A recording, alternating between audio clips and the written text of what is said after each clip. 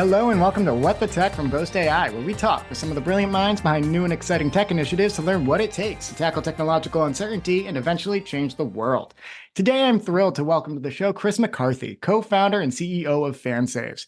Now, FanSaves is a sport tech startup and digital platform that offers fans discounts and deals from sponsors of their favorite sports teams and organizations.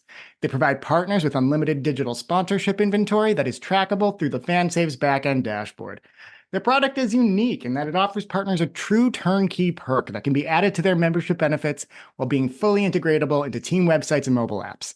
This allows FanSave partners to drive fan traffic back to their own digital assets, helping drive engagement all year round. So, as unique as the innovation that Kris is driving at FanSaves is, his journey into the startup space is just as interesting. Before entering the startup game, Kris spent 7 years playing minor professional hockey while winning 2 championships before transitioning into the front office, serving as the director of sales for 2 minor professional hockey teams back in 2017. So needless to say, he's had a view into the world of professional sports from almost all angles, and I can't wait to pick his brain about what's in store for Kris, FanSaves, and his take on the larger startup ecosystem as we dive headlong into 2024. So without further ado, welcome to the show, Kris. Yeah, Paul, thanks so much for having me. Really looking forward to the conversation. Awesome. Yeah. So I know I gave a little bit of a primer on your background, but I'd love to hear from you. Where are you based? How'd you get into the startup ecosystem in the first place? And really just tell me about that non-startup background too. I'm very interested to hear about all your experience so far. Yeah, definitely. Based just outside of Cornwall, Ontario, so in between Ottawa and Montreal. But I grew up in Ottawa, have a really unique career path. I always followed, like growing up, I played a high level of competitive hockey and, always had dreams like every Canadian kid growing up playing in the NHL. And came my draft year when I was 16 and, I was like playing at a high level and ended up having a devastating knee injury, tore my ACL and came back the next year stronger, but also like, got hit from behind and like blew my knee out again. So that kind of shattered my dreams of playing in the NHL. And I kind of looked stateside to go to school. My parents were really pushing me, to get my education. So I ended up going to community college in Saranac Lake in upstate New York. Did a year there with plans to go to SUNY Potsdam on a 2-year program. But at the end of the year, the coach left. I ended up following him and he went to a prep school, which was in Lake Placid. So kind of did a grade 13 postgraduate, if you will, and was looking to get, kind of like a partial scholarship sort of thing in the States. But that didn't materialize. So I ended up going back home for a year, played junior hockey, and then actually applied to SUNY Potsdam in upstate New York, where I attended university. But also that summer, I signed a contract to play minor pro hockey in this new league called the FHL. So friend of mine started this new team and, he owns a chain of Greek restaurants in Ottawa, which I was working for in the summer. So I actually signed my professional contract, my first professional contract in the back of a Greek on Wheels restaurant. Shout out Greek on Wheels. So kind of a cool story there, but ended up going to university for 4 years, playing minor pro hockey throughout, which was a really unique thing. A lot of the guys that I lived with at school played on the university team. And, I was traveling back and forth between the cities I was playing. So a really unique experience, helped pay for my school. And after university, I got the opportunity to transition into the front office. And that kind of opened my eyes to the opportunity of working for a professional sports team. And, growing up an Ottawa Senators fan, diehard NHL Ottawa Senators fan, I always thought there'd be an opportunity to work in the front office. But throughout my experience in the front office in minor pro selling sponsorship, I ran into a pain point selling sponsorship and with fan engagement. And together, my now co-founder and I, we decided to take a run at it. So it kind of led up to what we're doing now. That is so cool. I love to hear too that you've had that competitive spirit from the start. And so maybe your NHL dreams didn't pan out for one reason or another, but you never lost that spirit. And that's more or less what's gotten you into the startup space and what's given you the drive to make FanSaves what it is today. I'd love to hear a little bit more about FanSaves specifically. You had mentioned a partner, I believe Shannon. I'd love to know how you guys met, how you guys kind of came together. What were the complementary skill sets even that you both brought to the table to make FanSaves a reality? For sure. I was actually playing in Cornwall, Ontario, so I wasn't playing for the team. And Shannon owned her own marketing company. She was doing some social media for the team. And there was one game, like, maybe like a third into the season, and a guy hit my goalie and I took him out behind the net. I actually broke my finger. I don't know if you can see that. I broke my finger in a fight. So I was going to miss 11 weeks. I had pins put in my finger. So I had experience in the front office. I went to the owner and, told him I could really help on the sales side and the marketing side. So I became the sales and marketing director from that point on. And when I first met Shannon, our minds just melded. Like we were totally on the same page. And from that point on, we kind of took over all the sales and marketing for the team, improved like ticket sales, sponsorship revenue, and in the off season, we were out selling sponsorship for actually two minor pro hockey teams, one in Watertown, New York, and one here in Cornwall, Ontario. And the same problem persisted. We were out selling sponsorship to these brands in our community, and brands wanted more out of their sponsorship. They wanted something digital, something that could activate their fans while allowing them to collect customer analytics. And we didn't have anything like that. We left a lot of deals on the table because we couldn't satisfy that need that our partners wanted.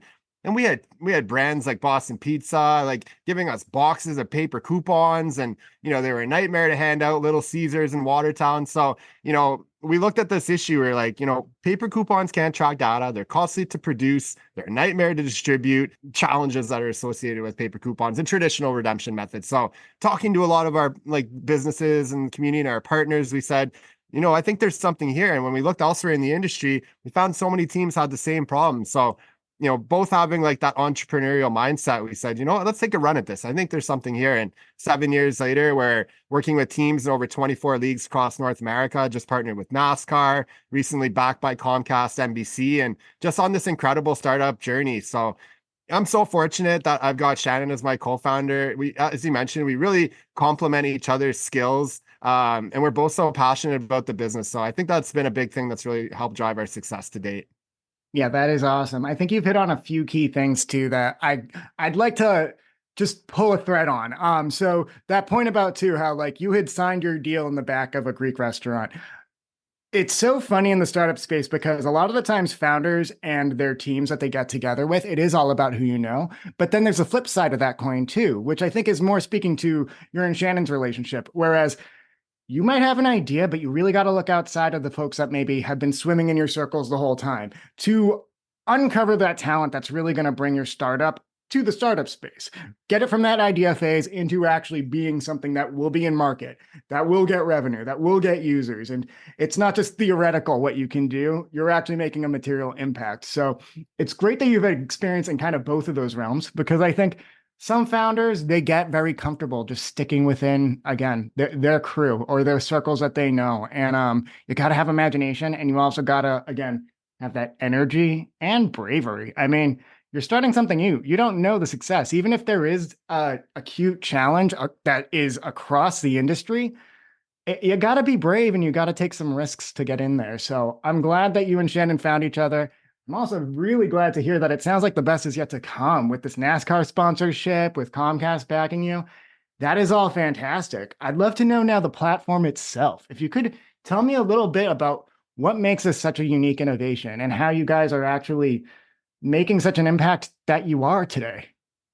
Yeah, absolutely. So FanSaves is a digital platform that offers fans discounts and deals from the sponsors of their favorite teams. So you could think of it as a team's own digital coupon book, or another way to look at it is think Instagram. On Instagram, you can follow as many pages as you want. But instead of seeing pictures that the team or organization is posting, the fan, you as the user, can get access to discounts and deals provided by that team's sponsors. So what we're really doing is connecting the fans with the sponsors of their favorite teams on a digital way that's trackable for both the sponsor, for in-store redemptions, but also for the team to understand like how the fans are engaging with their corporate partners outside of the venue, which is a really, really difficult like data point to track currently.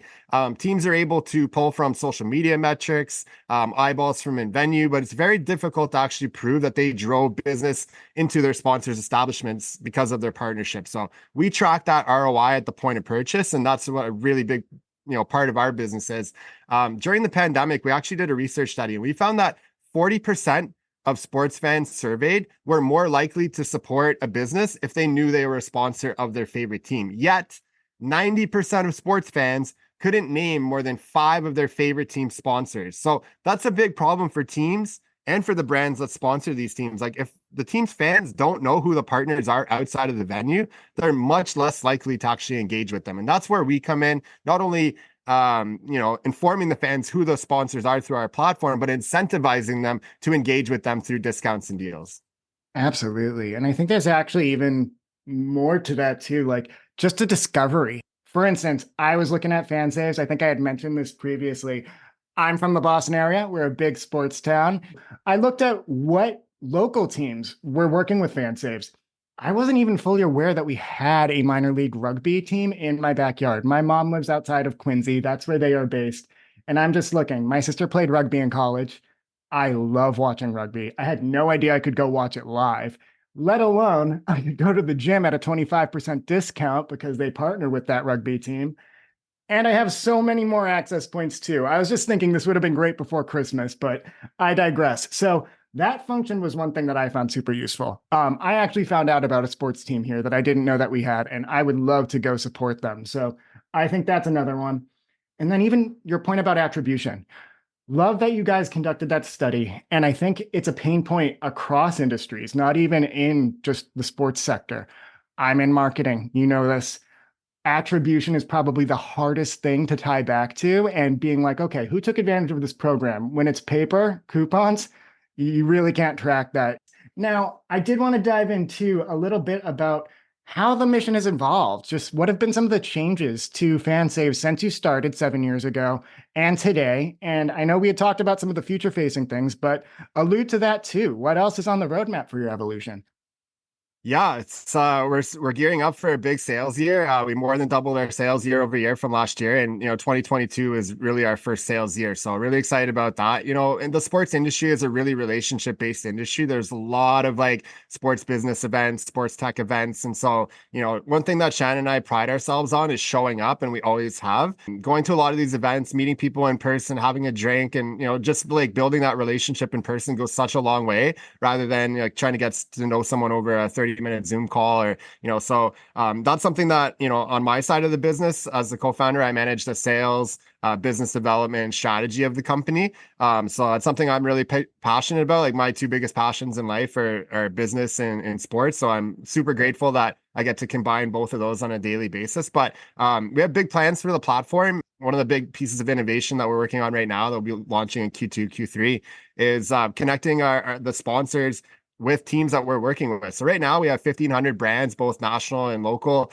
offering deals on our platform and over 80 partners. So as we continue to grow, we want to be the middle person between the brands and the teams and organizations that we work with. So through our platform, a big brand could sponsor or offer like create a deal campaign to one or multiple or many of our team partners that we're working with right across North America. So that opens up a new revenue stream for us on like the brand side of things. We're a B2B SaaS platform, so we make our money right now currently from our annual licensing fee from the teams and organizations. But that's a big piece of innovation that we're working on. And then on the team side, we just hired our 10th team member, including Shannon and myself. So, I was thinking back like the other day, like to when Shannon and I just started this company it was just an idea and we just hired our 10th employee. So it's really cool to like see our team growth. And we're based just outside of Cornwall, like I mentioned, only about 20 minutes away from the Quebec border. There's, strict language laws in Quebec and you have to respect the language. We recently partnered with another tech company that helped us translate our platform. And the hire that I just mentioned is a partnership success manager that's fully bilingual. So, now we have the pieces to penetrate that market. And we've already partnered with 4 teams in the Quebec Maritime Junior Hockey League. So really excited about what's to come. But outside of North America, there's an enormous opportunity in sports. You think of like cricket in India and like soccer, football in Europe, and even baseball in Japan. So really big opportunities there. But the bigger vision is like everyone can be a fan of something. So right now, while we're hyper focused on professional sports, it's where we started. That's where a lot of our network lies. There's a lot of other types of verticals like membership organizations, esports, festivals, events, influencers, athletes. All these organizations and entities rely on sponsorship, but they all have the same problem of justifying true ROI to their partners. So the bigger vision is when you come to FanSaves, just like Instagram, you can follow anything that you're a fan of, and you can actually not only see who the sponsors of that entity, that person, that organization are, but you can actually get discounts and deals provided by the brands that are affiliated with them. It's fantastic. Now, I want to pull on one point that you started talking to you partnerships. So you did mention that you partnered with a tech provider, if that's the right way of phrasing it. Yeah, to help you with your innovation. Could you tell me a little bit about what these partnerships look like, what you're looking for when you're embarking on partnerships, and how you define these working relationships? Yeah, so it really depends. I'll give a shout out to Let's Chat. They're a tech AI platform that does translation services. They're rocking it. They're also a member of the Comcast NBC Sports Tech family, which we were a part of.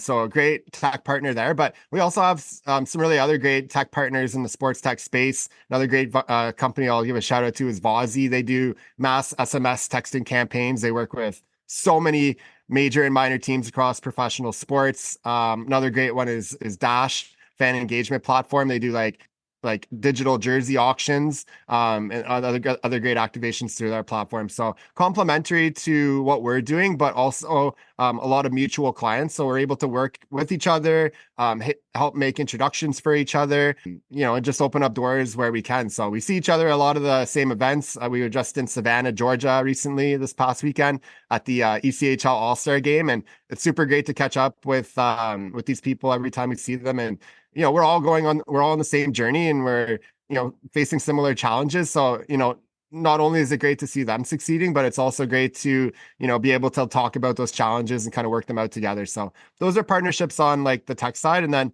we partner with teams. Like I mentioned, we're a B2B SaaS platform, and we onboard the team sponsors. And then the fans have access to those deals when they follow the team's page. But like I said, another great partner and investor in our company has been Comcast NBC. I'd be remiss if I didn't give them a huge shout out on this podcast because, Fortune 30 company that sees the vision that we're building, and they have an absolute massive platform and massive network. So it's opened up so many doors for us, and it's just been an incredible experience going through that accelerated program.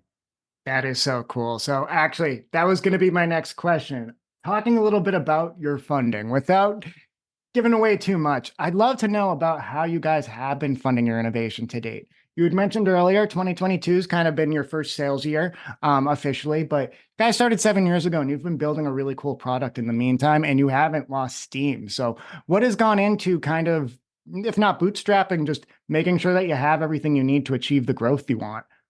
Yeah, first 5 years we bootstrapped our company. Like Shannon and I started this company. We like to joke with like, a dollar or two in our bank accounts. I don't really remember how much it was back then, but it wasn't very much. Like it was in the hundreds, maybe the tens. I don't know. Like we were working Gotcha. on commission for the teams that we were working with. So, we didn't have like that rich uncle or that, big savings account to start the company. So, a lot of times I hear founders, what holds them back from starting their company or executing on an idea is they don't have the funding. They don't know where to start. So one thing that Shannon and I have done, I think really well has been really scrappy. We like to consider ourselves like really scrappy founders. There's one thing that Canada does really well is supporting and fostering early stage companies. There's a lot of grant funding out there. There's a lot of like support from the federal government to bring on new employees. And, there's a lot of like loans out there, like Futurepreneur, for example, and BDC and, CFDC. So like we've been able to grow our company in those early days. We did a Kickstarter campaign. We've won multiple pitch competitions.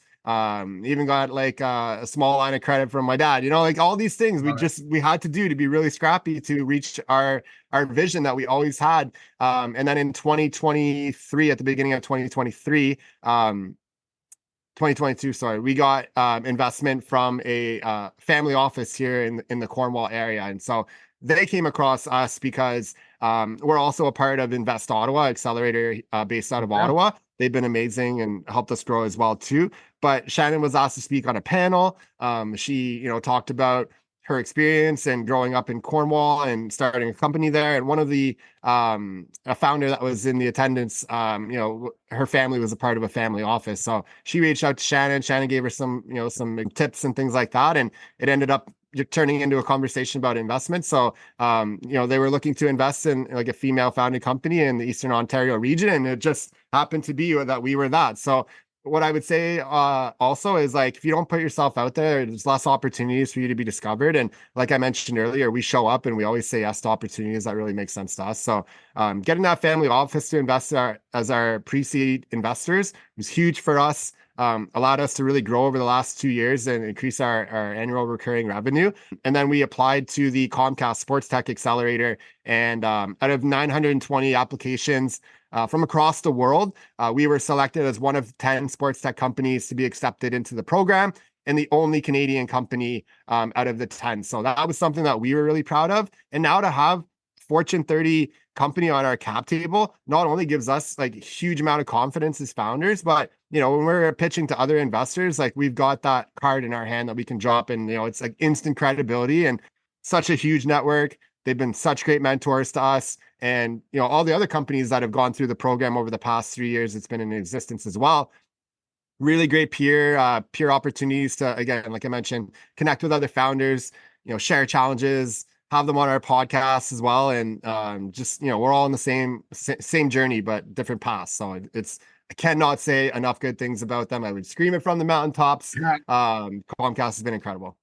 I'll say it again. Comcast has been incredible, everybody. I scream it from the mountaintops. One thing that I love that keeps coming up too in your responses is that you and Shannon are in person. You're going there. You are meeting with people. You are making those connections. It's not the same necessarily in the funding a startup world where I live in Boast, but we go to all the shows. We have a physical presence with the people that we're trying to work with. In our case, it's founders. It's a lot of entrepreneurs who are just trying to find the resources, not even capital resources, just knowledge to get their ideas off the ground. And you can have a million Zoom calls. Some of them will be great.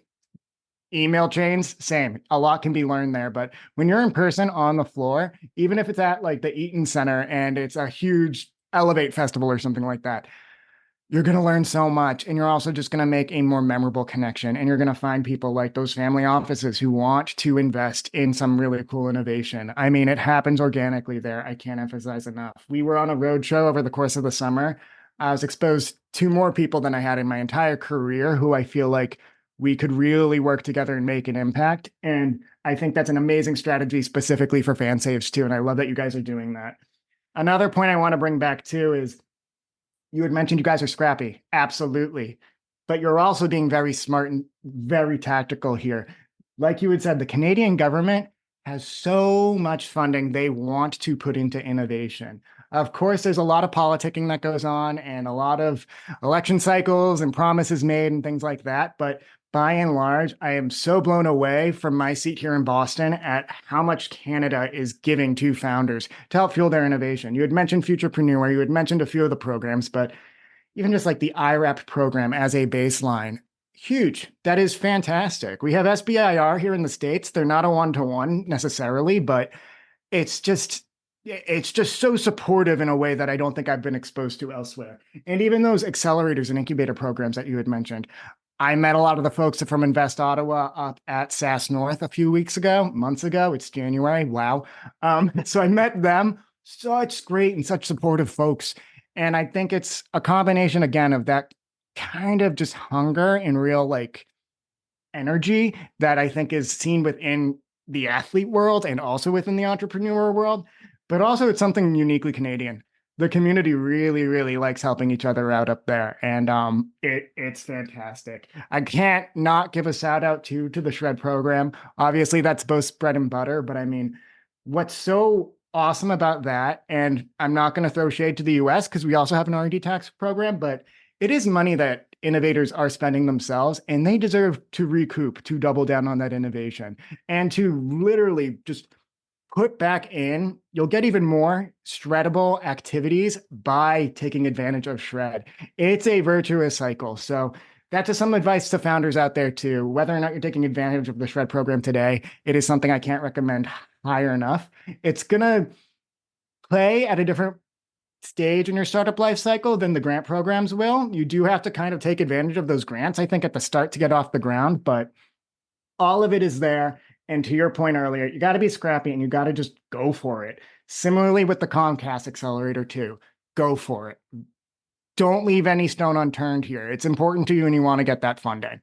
And I just want to echo something that you said there, like shred funding, like it's so important to us. And like, again, like shout out to our pre-seed investors. They've been amazing partners and so supportive of us. So not only them, but like even investors that we speak to, we make a point of saying like, if you give us $1, we'll stretch that dollar, and like with shred funding, like we can enhance that funding so that we can come back to the company that money that we're spending on innovation. So I couldn't recommend it any more like than you can. It's such an important part of our business. And yeah, it goes hand in hand with like the grant funding, and a lot more investors are in Canada are generally more conservative. We've been talking to a lot more like American investors for like additional higher rounds, like seed and Series A. We've been building those relationships, but For sure. I always talk when I talk to American founders. I always like praise like the government's like ability to help startup founders at that early stage. And there's so many like interest holders involved with that, like, accelerators. We've been a part of a few of those, like I mentioned, and pitch competitions that give early stage founders, the opportunity to present their platform or, their business, and, if to pay, it's free advertising. That was one of the strategies that we did early on. We've been a part of over 50 pitch competitions. We've won multiple of them, and every one that we go to, we're introduced to someone that can help our business, whether that's an advisor, a new client, a partner. Like, so if anyone's listening out there, definitely like 3 strategies that have really helped us grow, especially in those early like 3 to 5 years. Getting on podcasts just like this, getting your brand out there, repping, but also sharing content that can help other people. And like your LinkedIn strategy is something that I'm very passionate about, and documenting our journey. Pitching, so many opportunities out there, both like local, regional, national, and international. Like we went to Berlin, Germany, and pitched at the Get in the Ring international pitch competition representing Canada, because we won the regional competition here in Ottawa. But also accelerator programs. Like every accelerator program is a community. It's a community of founders, interest holders, investors, and we've been fortunate enough to be part of a few of those programs. So those are just a few things that have like helped us grow during the early stages. And we have a lot of growth strategies for beyond. But if anyone's listening out there, you're just starting your business or you're looking for help, those are some strategies I would definitely recommend. Absolutely. And again, to your point about exposure, that is an awesome way to get broader brand exposure, but also just exposure with the communities that you want to be involved in. And I'm also going to echo that point you had made earlier about Shred and just applying for all the grant funding. When you get to that next stage of growth and you're looking for some investors, they're going to want to know that you're being smart about your costs, that you are stretching that dollar as far as it can go. When they give you money, it's not being wasted. It is going to be recouped if it can be, and it's going to double down on driving innovation. And I think that if it's something you're not taking advantage of, that's going to be glaring, because they're going to be like, hey, well, I mean, there's still money out there and you don't have to hand over equity yet if you don't want to. I mean, might not say that to you, but I think that's kind of the inkling. So just echoing that again, take advantage of it all. Apply for those pitch competitions, apply for those programs, get that exposure at that early phase. And again, you might find people who might even want to join the organization. The DNA of your team might change in the process, but it'll be for the better, I think, in a lot of those situations. So I love all of that. What is your take on the current state of startups, and just what are some strategies beyond, again, applying for all those programs, taking part in all the pitch competitions, getting that exposure, but strategies for startups or founders who may be apprehensive going into 2024, given headlines are frequently doom and gloom about the economy and about the state of funding and about VC generally. I know you had mentioned it earlier too. Canada is known to be a little more conservative. People look offshore, but what are some words of wisdom, I think, for folks who might be a little worried going into the new year? Some of the biggest companies have come out of like downturns and recessions. So, I mean, like, just do it, just start, like what you don't know, like you'll figure out along the way. The common like analogy is like you jump out of the airplane without a parachute and you figure it out on the way down, or you figure out how to launch a parachute on the way down. I think that's really true. I think there's so much happening around AI, which is a really cool space. The sports tech industry where we swim, lots of exciting innovation happening. Teams that have done things so long the traditional way are looking to like enhance digital platforms. AI, data capture is so important to understand all aspects of the business, and for sponsors to be more informed on like how their dollars are being spent. So those are just a couple like industries I can speak to, but it's really exciting. It's a really cool community to be a part of. There's so much help out there. There's so many people that are there to support you, and it's like such an incredible, rewarding journey. I'm just so blessed that I came across Shannon, my now co-founder, and this pain point that we're solving, and we've been on this incredible journey together, and it's just been so rewarding. So my 2 cents, my word of advice would be like, if you have an idea out there, just start. Doom and gloom side of things is like 80% of businesses fail, and like startup life is not for everybody. But at the end of the day, it's like I said, like the most rewarding thing I've done in my life, and I couldn't be happier. Yeah, and you got to take that risk. And just to echo your point too, I think there will always be an excuse to not start. You can always point to a challenge in the economy or a challenge in the larger ecosystem that you can be like, oh no, well, not even going to try. Just do it. Just try. There's always going to be that doom and gloom. It's always kind of the headline. At least that's been my experience working in the industry for the past few years. It always seems like there's some kind of tragedy on the horizon, but no, businesses still make it happen, and some really, really cool innovation has come about. Now, you had mentioned also about getting that exposure on podcasts. Now, I know I'm not the only podcaster in the room. Give me a little bit of details about the show you guys have going over there. Yeah, back in 2020, everything shut down in sports. Our teams weren't playing, businesses were closed, and everyone was sheltered at home. No one was out spending money, and so we didn't have a lot of content to share. So we had talked about it for a year or so about creating our podcast, and we had created a brand previously called Living the Startup, where we had a blog, and we featured the documenting the journey, startup life, the wins, losses, and the lessons learned along the way. So we decided to start this podcast as a way to connect with other founders and help share their journey, but also peel back the curtain of startup life, and kind of just learn from other entrepreneurs and their experiences, but also be able to share their stories. So started small. We did all the editing ourselves. We didn't really do a ton of editing. We love the authenticity of the ums and ahs, and the different way people speak and stuff like that. But about 10 episodes in, we partnered with Staples Canada, and they become like a great partner of our podcast, sharing our content, but also featuring us on their website. And so that really gave us a lot of confidence and credibility towards the podcast. And since then, we were up to over 80 episodes now, where we've been able to feature great founders. And a lot of times we were introduced to founders, or they reach out to us or whatever, and we get on a call, and there's no synergy between our businesses, but we're all on a different journey, but facing similar challenges. So it's really cool to be able to offer them a platform where we can share their story and kind of also learn from their experiences as well too. So yeah, great way to create content. We still put out episodes almost on a weekly basis, but if anyone's interested in learning more about that, you can check out Living the Startup. Right now we're on SoundCloud. We're migrating over to Anchor and all the major channels. But yeah, it's been a really cool kind of side project that turned into something that's given our company credibility, and people come across the podcast and they're like, oh, what's FanSaves? So yeah, it's definitely something I think anybody can do if you're an expert on a topic, or if you're opinionated, or if you have great energy like yourself. It's always cool to talk to other founders.